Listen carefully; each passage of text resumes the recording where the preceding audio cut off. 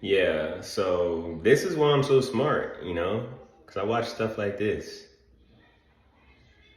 This is why. This is why.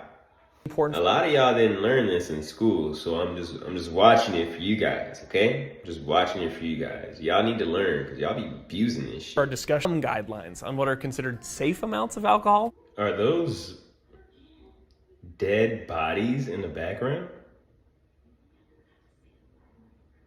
What?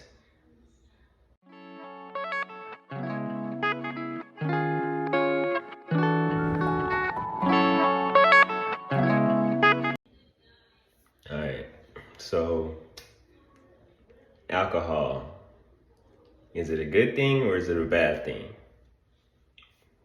Well, let's find out. What does alcohol do to your body?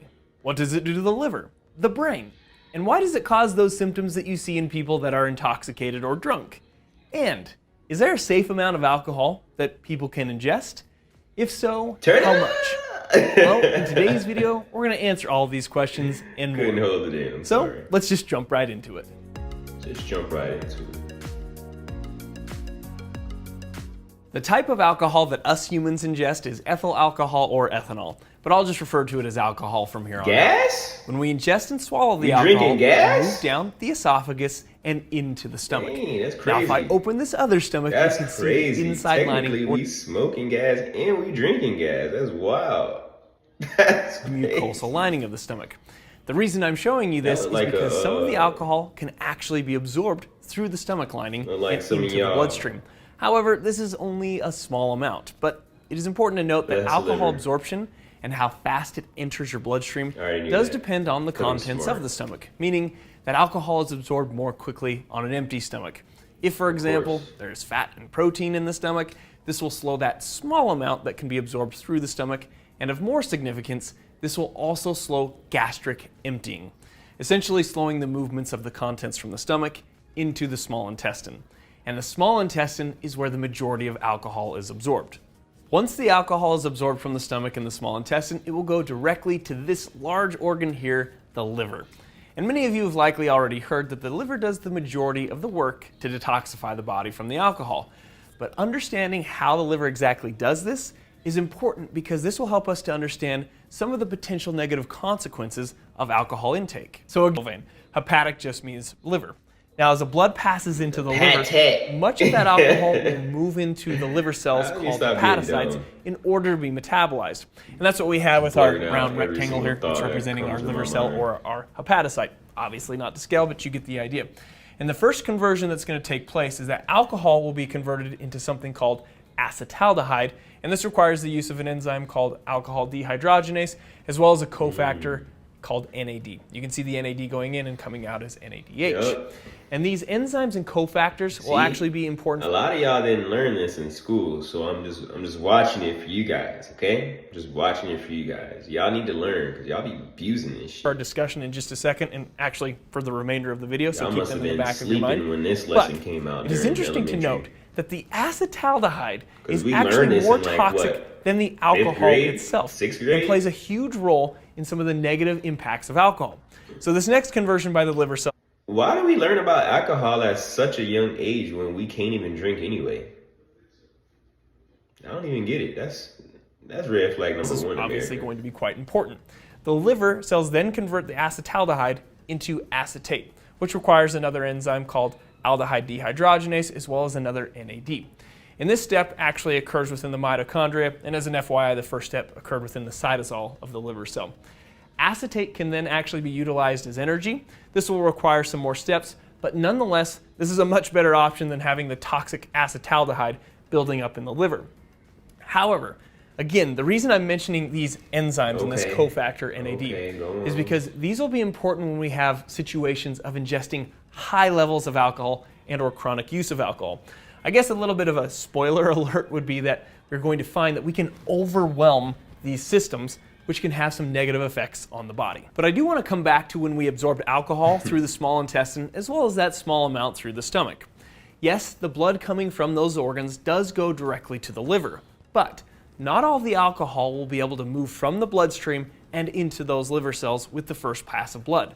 So that means some unmetabolized alcohol will be able to circulate throughout the body before passing through the liver again.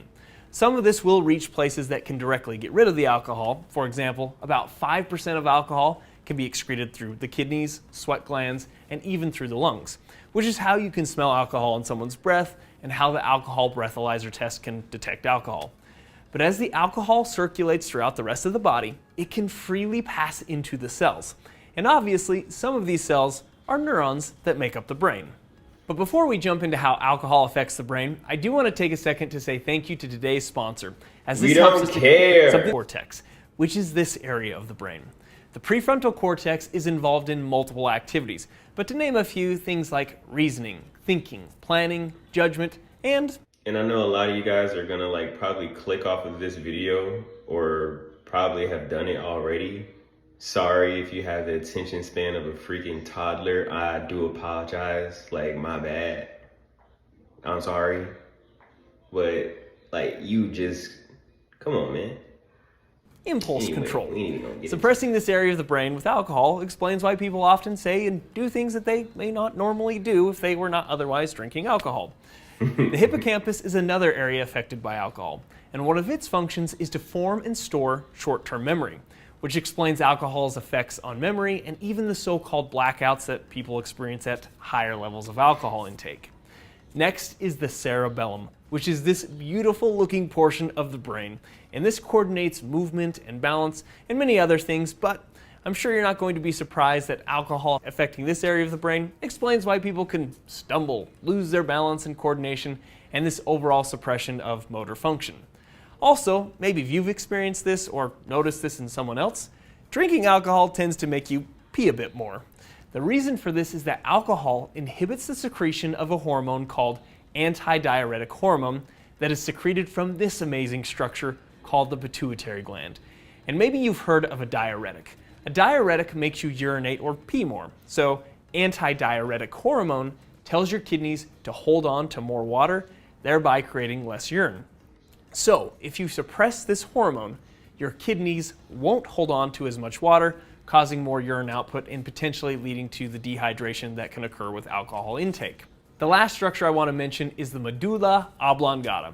This is actually part of your brainstem, and it's an area that you don't really want to be suppressing much, as it controls basic vital life functions such as breathing, heart rate, reflexes like vomiting, and the gag reflex, which is important to help prevent you from choking. Now, alcohol's dangerous suppressing effects of the medulla obviously are going to come at higher levels of alcohol intake, but this is what is responsible for fatal cases of alcohol overdose, or sometimes referred to as alcohol poisoning. So why is it so detrimental to ingest higher levels of alcohol? Of course, we could say that in general, the symptoms that we just discussed become worse at higher levels of alcohol intake, and in the case of overdose or poisoning, could even be fatal. But I want to come back to the liver and this pathway that we discussed earlier and discuss what happens if we were to ingest more and more alcohol. As the liver cells have to take on and try to metabolize more alcohol, again, we could potentially... I remember when I had first started drinking, bro. Shit was just so funny. I was just throwing up everywhere, bro. It was just funny. I remember the first time I ever drunk beers before. I had 4 of them, back to back. Mind you, I only weighed 120, 130 at most back then. Yeah, I was super light. And I had 4 beers back to back. Empty stomach. And smoking blunts. Worst decision ever, bruh.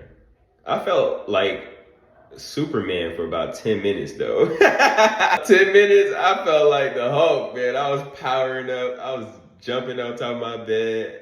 I was challenging my roommates to wrestle matches and everything. It was funny, man.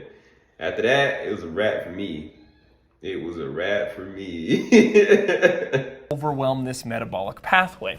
We only have so many liver cells and so many enzymes and cofactors, but the liver cells can activate other pathways at higher levels of alcohol intake. One of them is referred to as the microsomal ethanol oxidizing system or pathway. I know that's a mouthful, but this occurs in the smooth endoplasmic reticulum of the liver cell, and it uses an enzyme called cytochrome P450. The names, again, aren't totally important here, but I'm a nerd, so I kind of had to mention those. But notice that, again, this pathway creates more acetaldehyde, But another byproduct of this pathway is reactive oxygen species, which you may have heard of as a type of a free radical. But these reactive oxygen species can damage cellular components, including DNA. So we're creating another substance that could potentially be a problem here. There also is another pathway for metabolizing alcohol, and that occurs in these organelles called peroxisomes. They utilize hydrogen peroxide and a different enzyme called catalase, but again, converts that alcohol into acetaldehyde. So notice what we've done here. The liver recruits other metabolic pathways as we ingest more and more alcohol. And this helps to a point, but we continue to get this conversion to acetaldehyde, which we know is more toxic than the alcohol itself. So this next step in the pathway becomes even more important. So let's say we are drinking high amounts of alcohol and producing more acetaldehyde than say we could recycle that NADH back to NAD, and or we've maximized all the available aldehyde dehydrogenase.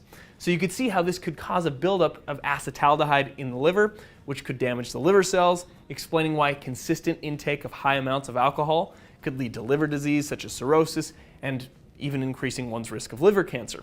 Also, as an interesting FYI, some people have a genetic predisposition to produce less alcohol dehydrogenase and would therefore be more prone to accumulating more acetaldehyde with lower amounts of alcohol consumption. So how much alcohol is safe to drink? First, let's be clear about one thing. Everything that we've talked about today, plus all the science, the research, the data, it just shows that alcohol is toxic to the body. There's no way to really get around that. Does that mean you can absolutely never drink it? No, obviously not. As we've learned, the body does have mechanisms to clear itself of alcohol, but there are limitations to this as we've discussed.